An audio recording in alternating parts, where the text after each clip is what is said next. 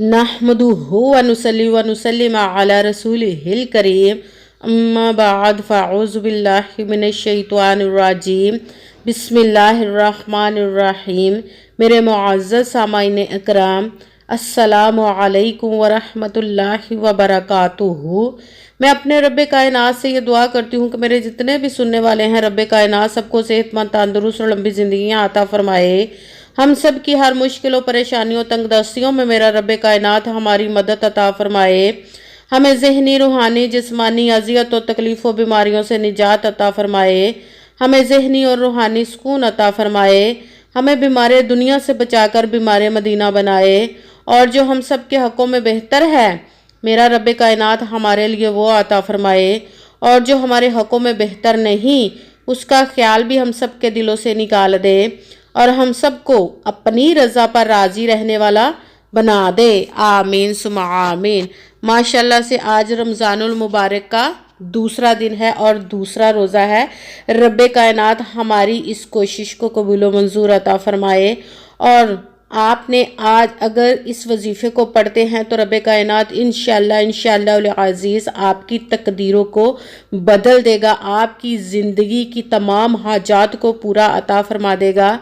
जो ज़िंदगी में आपकी पहले हाजात पूरी नहीं हुई, जो दुआएं पूरी नहीं हुई, जो मसले हल नहीं हुए, आज इस वजीफ़े को करके आप अपनी ज़िंदगी के तमाम मसले हल फरमा लीजिएगा रब्बे कायनात की बारगाह में।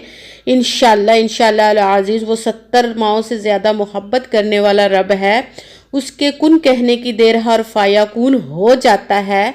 इंशाअल्लाह उसकी दस्ते कुदरत से कोई चीज़ बाहर नहीं है।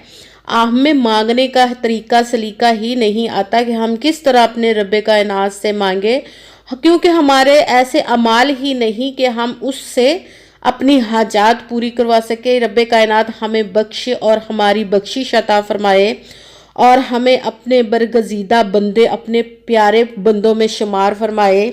और आपने अगर वजीफ़े को करते हैं तो सबसे पहले आपने यकीन कामिल रखना है। कहते हैं कि यकीन कामिल होता है, पीर कामिल नहीं होता। और अच्छी नीयत रख के कीजिएगा कि रब्बे कायनात कुरान पाक में इरशाद फरमाता है, इन्नमल आमालु बिन्नियात, कि जो अमलों का दारो मदार होता है वो नीयतों पर होता है। अगर हमारी नीयत अच्छी है तो हमारा अमल भी अच्छा होता है, और अगर हमारी नीयत ही अच्छी नहीं तो हमारा अमल भी अच्छा नहीं होता। चाहे हम जितनी मर्जी मेहनत कर ले, जितनी मर्जी कोशिश कर ले, हमें वो अजर, वो फल नहीं मिलता। इसीलिए अच्छी नीयत रख के कीजिएगा। 5 वक़्त की नमाज की पाबंदी भी लाजमन रखिएगा। ये गैबी ख़जानों से दौलत लेने का बहुत ही ख़ास और मुजर्रब पावरफुल वजीफ़ा है। रब्बे कायनात के फरिश्ते गैबी ख़जानों के आप पर मुंह खोल देते। आपको समझ नहीं आती कि ये कहाँ से हमें दौलत मिल रही है। रब्बे कायनात जब भी अपने गैबी ख़जानों से इंसान को अता फरमाता है तो ऐसे ही अता फरमाता है कि इंसान की अकल वहाँ तक पहुँच ही नहीं सकती। अगर आप वजीफ़ा कर रहे हैं तो सबसे पहले कमेंट्स में अपना नाम और जहां आप रहते उस जगह का नाम लाजमन लिखिएगा, ताकि मैं भी आप लोगों के लिए दुआ कर सकूं और फिर वजीफ़े की भी आप लोगों को इजाज़त मिल जाएगी। और कमेंट्स में अल्लाह पाक का कोई सा भी एक नाम ज़रूर लिख दीजिएगा। और अगर वीडियो अच्छी लगे तो इसको लाइक ज़रूर कीजिएगा और आगे भी शेयर कर दीजिएगा, ताकि किसी दूसरे को हमारी वजह से फ़ायदा पहुंचे तो हमारे लिए सदका जारिया बन जाए। और जो नए हैं इस चैनल पर, इस चैनल को सब्सक्राइब ज़रूर कर ले और बेल आइकन को भी दबा लें, ताकि मेरी अगली आने वाली वीडियो आप तक पहुंच सके। और अगर कोई मुझसे किसी मसले के बारे में इस्तिहारा करवाना चाहते हैं, या किसी काम का हिसाब लगवाना चाहते हो, या कि किसी काम के लिए वजीफ़े का पूछना चाहते हो, या महफिल पाक के लिए बुलवाना चाहते हो, या कि कुरान पाक ऑनलाइन पढ़ना चाहते हो, तो व्हाट्सएप का नंबर वीडियो पर चल रहा है, आप लोग मुझसे रब्ता कर सकते हैं। अगर कोई मेरे भाई या बुज़ुर्ग मुझसे रब्ता करना चाहते हैं तो व्हाट्सएप पर वॉइस मैसेज करके मुझे अपना मसला बता सकते हैं। अगर बहनें या माएँ मुझसे रब्ता करना चाहती हैं तो वो व्हाट्सएप पर वॉइस कॉल करके मुझसे बात कर सकती हैं, अपना मसला बता सकती हैं।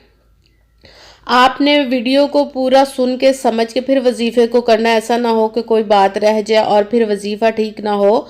आपने अपनी तरफ से ना तो वजीफ़े में कोई कम करना, ना ही ज़्यादा बढ़ा कर पढ़ना है। अगर हम अपनी तरफ से कोई कम या ज़्यादा भी कर देते हैं तो ہمارا وظیفہ وہ ٹھیک نہیں ہوتا، ہمیں وہ اجر وہ پھل نہیں ملتا۔ اس لیے جس تعداد اور جس ترتیب کے ساتھ میں آپ لوگوں کو وظیفہ بتانے لگی ہوں، اسی تعداد اور اسی ترتیب کے ساتھ آپ نے وظیفے کو کرنا ہے، نہ کم کرنا ہے نہ زیادہ کرنا ہے۔ کسی بھی وقت آج کے دن اس وظیفے کو کر سکتے ہیں، کسی بھی جگہ پر بیٹھ کر کر سکتے ہیں، گھر میں، آفس میں، مدرسے میں، مسجد میں، دکان میں، دفتر میں، کہیں پہ بھی بیٹھ کر آپ اس وظیفے کو کر سکتے ہیں۔ مگر جب وظیفہ کرنے لگے تو بالکل خاموشی، توجہ، سکون کے ساتھ کرنا ہے۔ وظیفے کے درمیان نہ تو آپ نے کسی سے بات کرنی ہے، نہ ہی اٹھنا، نہ ہی فون استعمال کرنا ہے۔ پورا وظیفہ کر کے ہی آپ نے بات کرنی ہے۔ یہ اتنا لمبا بھی نہیں وظیفہ، اتنا ٹائم نہیں لگے گا اور ہمارے زندگی کے اتنے بڑے مسئلہ حل ہو جائے گا۔ سب سے بڑا مسئلہ آج کے دور میں دولت کا ہے۔ اگر دولت ہے تو کوئی مسئلہ نہیں لگتا۔ اسی لیے آپ نے اس وظیفے کو سکون، توجہ اور اطمینان کے ساتھ کرنا ہے۔ آپ نے جب وظیفہ کرنے لگنا ہے، سب سے پہلے باوضو ہو کر بیٹھ جانا ہے اور آپ نے ایک مرتبہ درود پاک پڑھنا ہے۔ کوئی سا بھی درود پاک پڑھ سکتے ہیں، مگر بہتر ہے کہ جو نماز میں درود پاک پڑھا جاتا ہے، درود ابراہیمی، وہ ایک مرتبہ درود پاک پڑھ کے اپنا وظیفہ شروع کر لیں۔ سب سے پہلے نمبر پر جو وظیفہ پڑھنا ہے وہ ہے خدا پاک کا اسم مبارک ہے، اس کو آپ نے یا رحمانو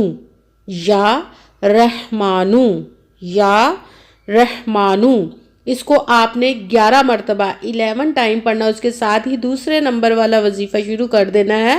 دوسرے نمبر پر سب سے پہلے آپ نے ایک مرتبہ بسم اللہ الرحمن الرحیم پڑھنی ہے، اس کے ساتھ ہی ایک مرتبہ سورہ کوثر پڑھنی ہے۔ اِنَّا أَعْطَيْنَاكَ الْكَوْثَرَ فَصَلِّ لِرَبِّكَ وَانْحَرْ إِنَّ شَانِئَكَ هُوَ الْأَبْتَرُ۔ اس کو بھی آپ نے ایک مرتبہ پڑھ کے اس کے ساتھ ہی یا ذوالجلالی والاکرام، اس کو بھی آپ نے ایک مرتبہ ہی پڑھنا ہے۔ اور جب یہ دونوں ایک ایک مرتبہ پڑھ لیے تو پھر آپ نے دوبارہ سے ایک مرتبہ بسم اللہ شریف پڑھ کے سورہ کوثر پوری پڑھنی ہے۔ اس کے ساتھ ہی آپ پھر دوبارہ سے یا ذوالجلالی والاکرام پڑھ لینا ہے، 2 مرتبہ ہو گیا۔ تیسرے نمبر پر جب آپ نے پڑھنا ہے، پھر آپ نے ایک مرتبہ بسم اللہ شریف پڑھ کے سورہ کوثر کو پورا پڑھنا ہے اور ایک مرتبہ ہی اس کے ساتھ یا ذوالجلالی والاکرام پڑھنا ہے۔ یہ 3 مرتبہ ہو جائے گی سورۃ کوثر اور 3 مرتبہ ہی یا ذوالجلالی والاکرام پڑھا جائے گا۔ جس ترتیب کے ساتھ میں آپ لوگوں کو بتا رہی ہوں، دھیان کے ساتھ سن کے سمجھ کے پھر وظیفے کو کرنا ہے۔ آپ نے سب سے پہلے ایک مرتبہ درود پاک پڑھا، اس کے ساتھ ہی یا رحمانو آپ نے 11 مرتبہ 11 ٹائم پڑھا، اس کے ساتھ ہی ایک مرتبہ آپ نے بسم اللہ پڑھ کے ایک مرتبہ سورہ کوثر پوری پڑھنی ہے، اس کے ساتھ ہی یا ذوالجلالی والاکرام آپ نے پڑھنا، یہ ایک مرتبہ ہو گیا۔